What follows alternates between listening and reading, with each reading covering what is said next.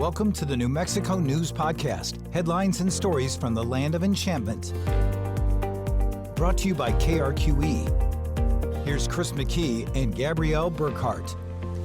There are so many things that draw us into nature, so much so that people plant roots to live permanently in the mountains, or they buy a vacation home where they can return to throughout the year. Or if you're like me and have lived in neighboring Texas, you've likely spent some family vacations and winters traveling to places like Ruidoso to get those experiences that you just can't get anywhere else. I got to know the community better there in Ruidoso when I lived in Roswell, reported for KRQE from down there, and I would spend, time and also cover news in that area. My first wildfire reporting was the Little Bear Fire there in 2012. And for years now, the community of Ruidoso has endured a cycle of devastating wildfires, then flooding over burn scars, recovery, and repeat. And just recently, the South Fork and Salt fires forced quick evacuations in the village. It burned a combined 25,000 acres, destroyed more than 1,500 structures, and killed 2 people in those fires. During the firefight, New Mexico received massive rainstorms that caused dangerous flooding, like we mentioned in Ruidoso, over those burn scars. The earth there is just charred and dry, so when the water comes, it just flows over those really dry surfaces. And we've seen videos from people in the area showing strong floodwaters just washing away a diesel truck, moving a diesel truck down the road, and those huge metal trash cans that you see in those mountain towns were just moving with those floodwaters.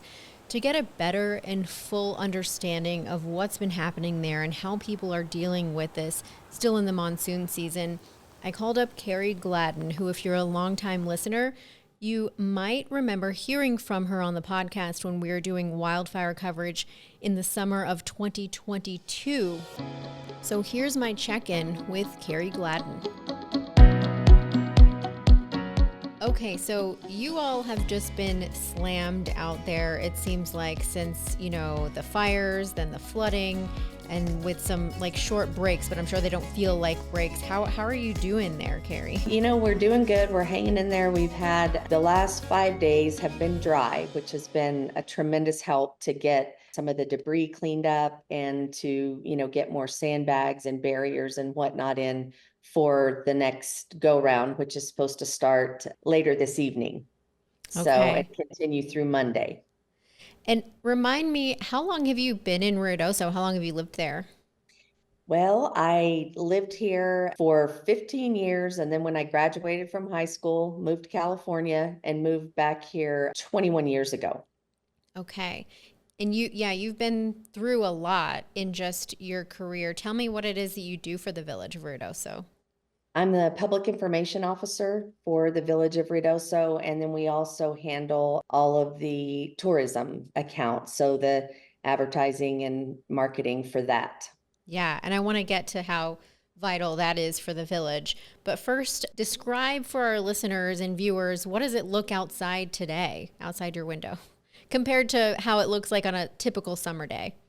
Sure. I'm sitting, my office is in Midtown. And so Midtown thankfully was untouched through this whole thing. And so there, there's cars going by and people walking around on the sidewalks and going into businesses. And, it's not as busy as a typical July day would be, because usually once the 4th of July hits, then we're pretty packed for the rest of July and all of August through Labor Day.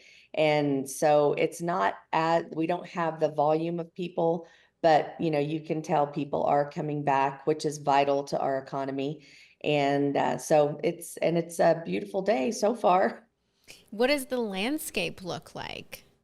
From Midtown, it looks fine. You can look up towards the ski area, and if you know what you're looking at, you can see where the fire started up above the upper canyon. And you can see some of those burned trees, but it's not predominant here in this area. Okay. And take me back, the day that the South Fork fire started encroaching on the village itself. Where were you and what was going through your mind that day, if you can recall? I was actually sitting here at my office, and at noon, I got a text message that we were activating the EOC, because when I came to work that morning, I saw just a little wisp of smoke going up above the upper canyon. And so I sat here and worked for about 3.5 hours. And then when I got the text message, walked outside, got in my car, and turned west to head over to Village Hall. And it was just that huge plume of smoke that, if you've been around here long enough, it's a telltale sign that a fire has run and gotten out of hand. Mm-hmm. And so it was just very, very scary to see that. And, we had no idea what was to come. We had no idea.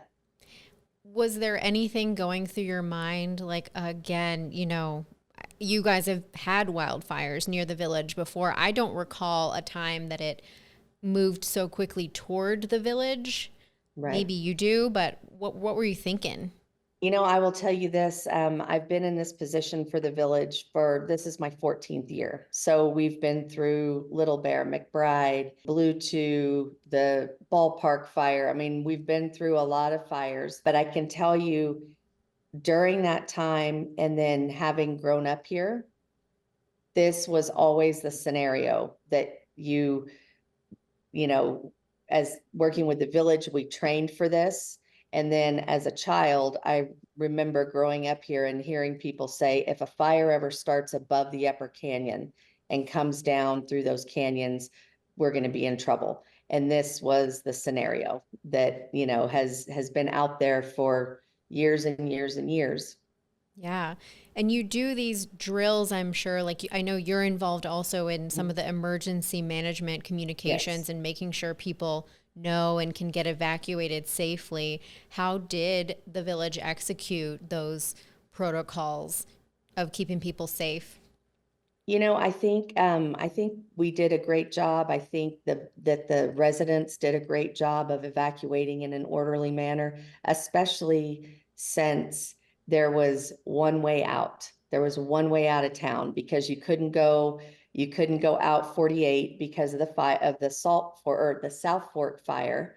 You couldn't head west towards Alamogordo and Tularosa because the Salt fire. So the only way out was to Roswell.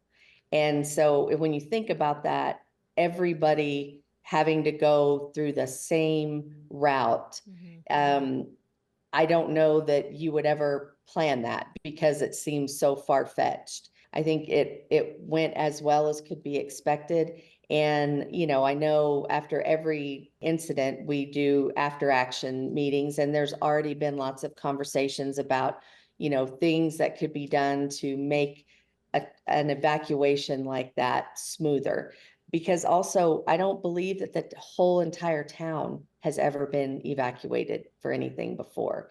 So, you think we've had to evacuate neighborhoods.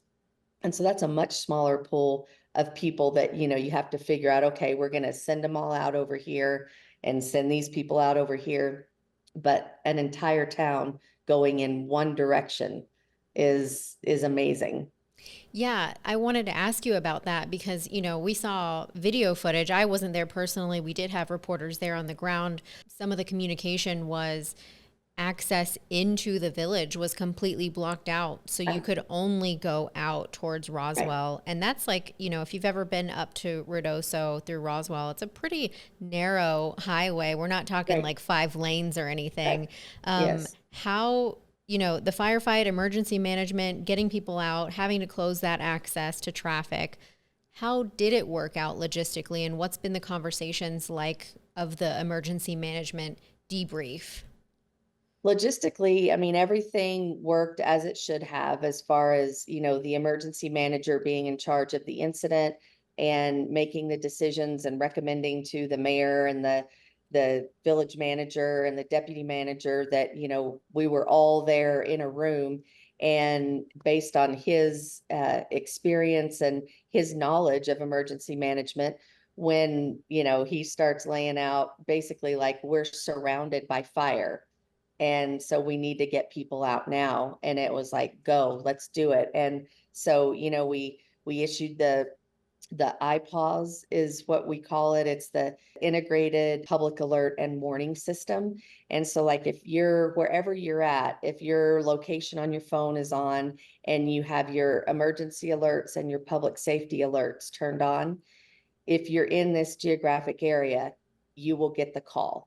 And so we had that in place. Plus, we also have Call Me Ruidoso, which is a reverse 911 system, which is a system that we've had in place for, I'd say, probably 8 or 9 years that people have to register for in order to get a call. It's not an automatic.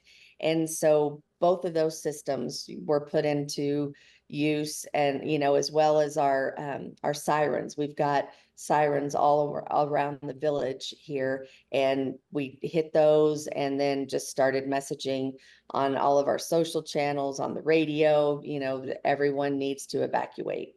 And for the most part, everybody heeded that warning, and it was very scary, but I think that that it worked how it was supposed to work. And thank goodness for our neighbors in Roswell. They just opened the doors and took all these people and had places for them and food for them. And, it was a really awesome show of unity. Wow. The week Ruidoso started letting people back into the village, I'd never seen a fire scene quite like this, where there were exclusion zones, basically Yes. areas where people were not allowed to return quite yet because investigators were still looking for some of the people who were unaccounted for and Yes. also needed to preserve any potential evidence. What was that like? It was hard for everyone because, residents that had been out of their house, out of their homes for a week were allowed to come back. But in some instances, like in the Upper Canyon, Cedar Creek, Alpine Village, they were not able to go to their homes because, and these were areas where it burned, in some cases, it burned entire streets and neighborhoods, and there wasn't anything standing. But at the same time, we had the urban search and rescue strike units in because, we needed to make sure that there weren't any fatalities at those sites of people who had stayed behind or maybe, weren't able to make it out.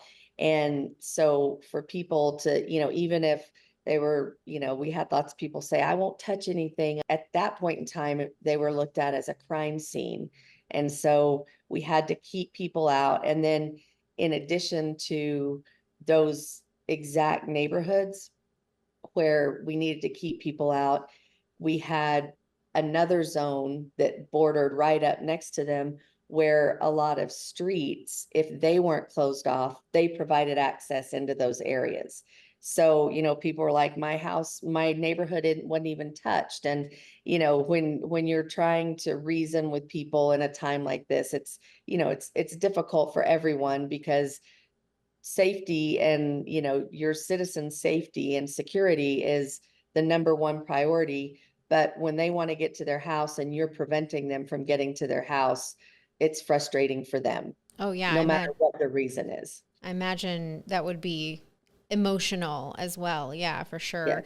And when I remember, that week that people were getting allowed back in, there was kind of a large amount of people who were unaccounted for. I think, it was at 80 at some point, and they were still looking through those burned neighborhoods, essentially. The process that the village was asking people to call and report their loved ones, if they had checked in with them, was it just a communication thing? Because I do want to know, there were 2 people that were found dead in these fires, but no one else, right?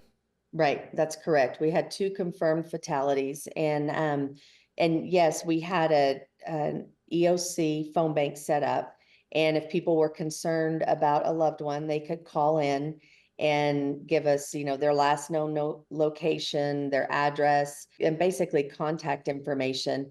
And so in those first, I'd say probably the first 10 days to 2 weeks, every evening at like 7 o'clock, we would take that list that they had gotten that day, and it might be 8 people, 10 people. We would take that to dispatch, and then that evening, dispatch would send officers out to do welfare checks.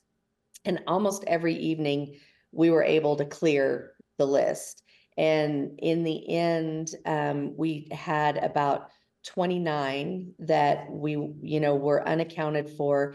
And so we did the same thing that were still unaccounted for. So we did the same thing with that. We took that list, and the Ruidoso Police Department just started systematically going through it and would go to the address, would, see if a car was still there, if the doors were locked, and then eventually within about 24 hours, we cleared that entire list. Wow. And I imagine that was challenging, not only because of, the destruction, but communications were down for a Yes. good part of Ruidoso, right? Yes, that was,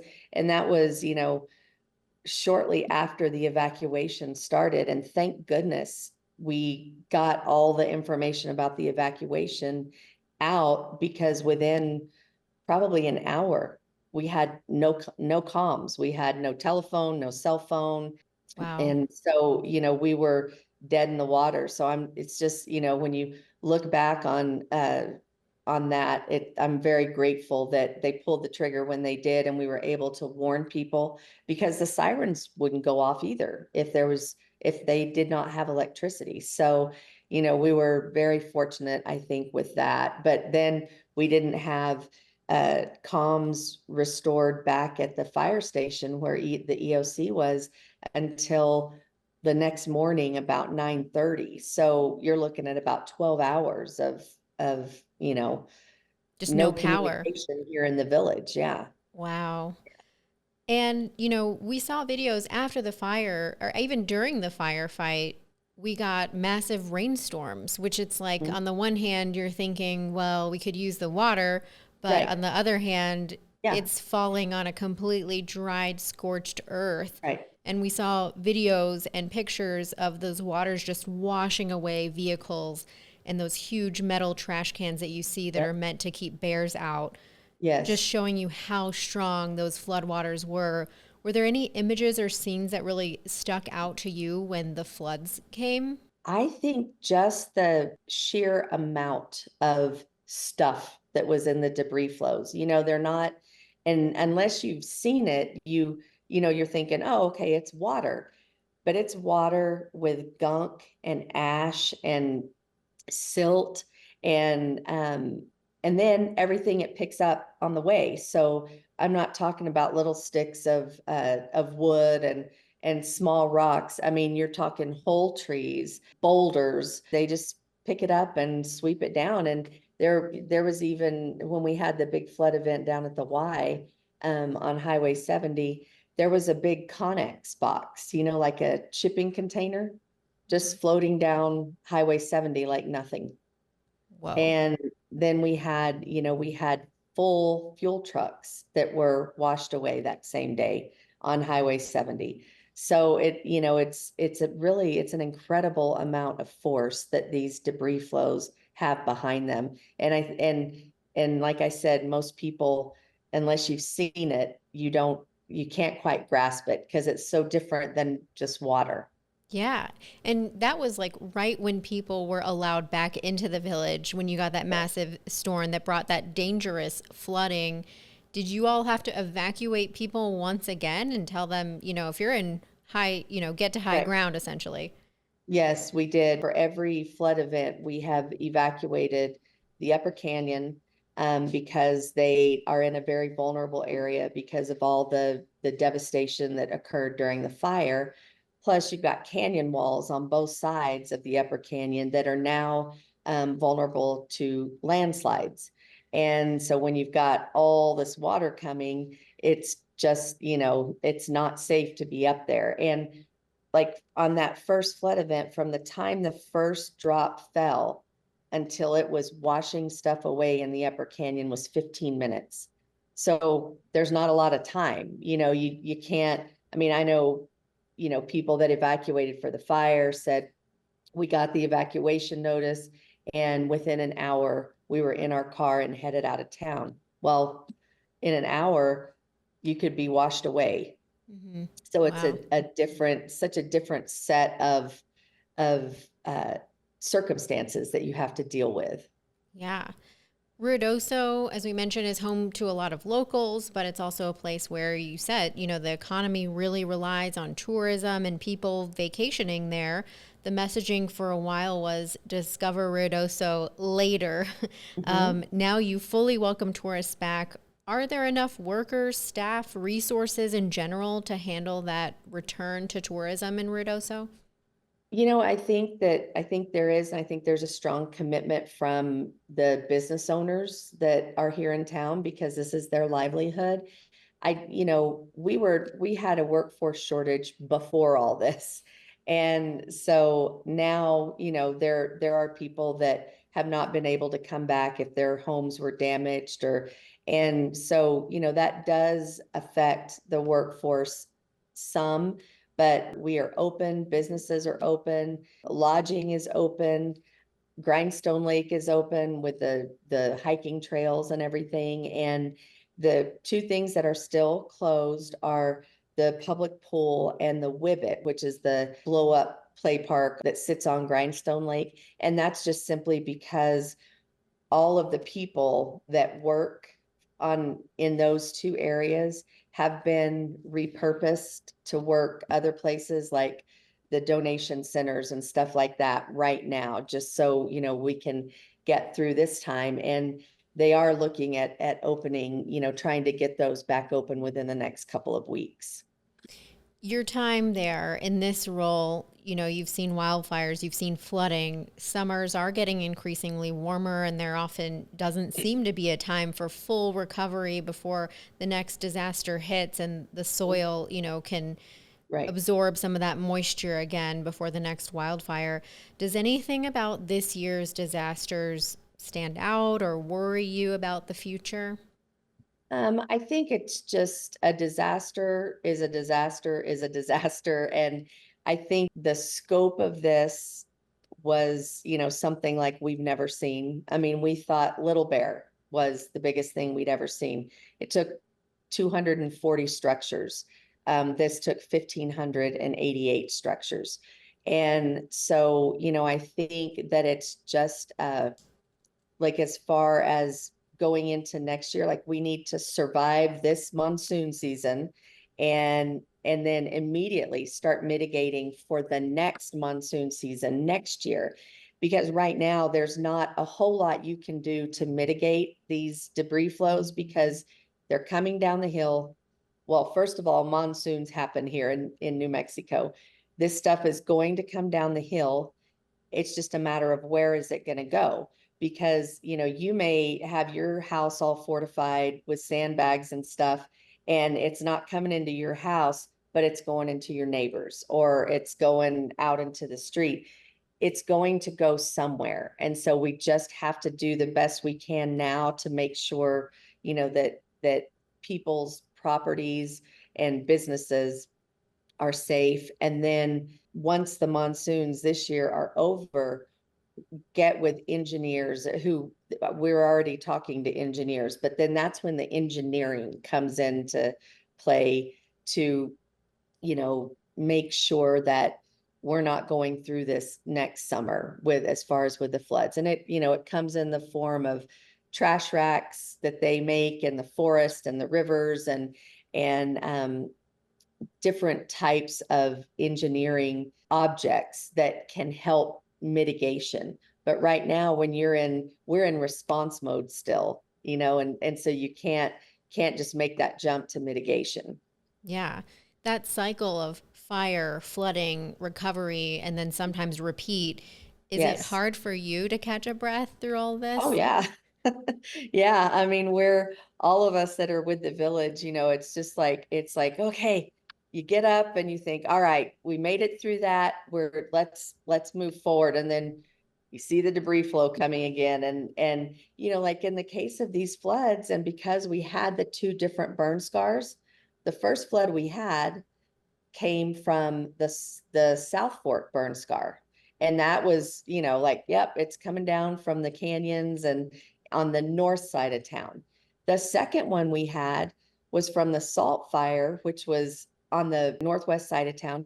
Whoever thought Highway 70 would flood like that? we had no idea, that the water could, but it came straight off of that burn scar. So, when you've got two fresh burn scars this close together, it's a lot of what you see going on still in northern New Mexico with, Calf Canyon and Hermit's Peak. They're still working on floods. Mm-hmm. So this is it's a long-term recovery. Nothing about it is going to be quick. I saw one woman post, I'm sure she's not the only one, but she said, her home survived the fire, but not the flooding. And with massive mudslides just going through her property, what kind of help and resources will you all have set up for folks who did lose everything or will need that long-term help going forward? We've got on the ground here with us, we've got FEMA, we've got the New Mexico Department of Homeland Security Emergency Management. Team Rubicon is here, Salvation Army, Red Cross, all of the typical players that are here not for the short haul. They're here to help our residents through the long haul, the long part of the recovery.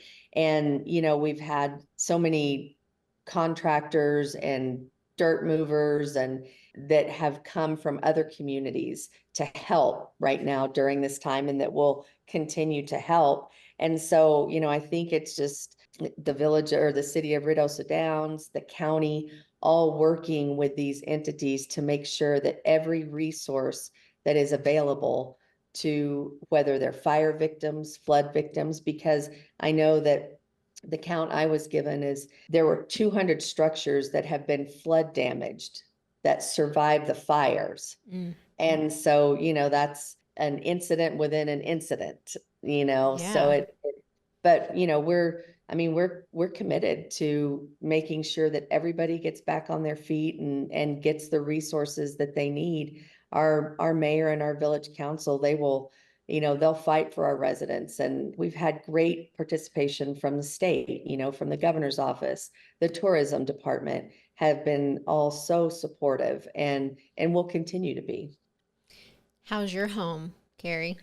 Mine is fine. Mine is fine. I was very lucky and fortunate to not be in the path of either one of these fires, and I'm not in a flood area. We were out of the evacuation zone, so my family did not have to evacuate.